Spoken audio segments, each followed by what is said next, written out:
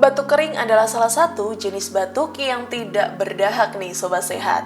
Nah, seseorang yang mengalami batuk kering biasanya merasakan tenggorokan gatal atau rasa menggelitik yang memicu batuk-batuk.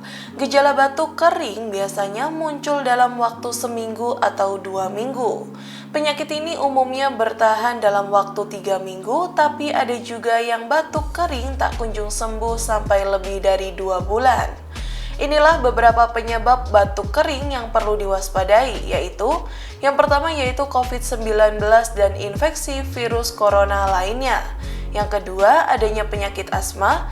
Yang ketiga, penyakit asam lambung kronis atau GERD. Dan yang keempat, yaitu infeksi virus dan alami peradangan pada paru-paru.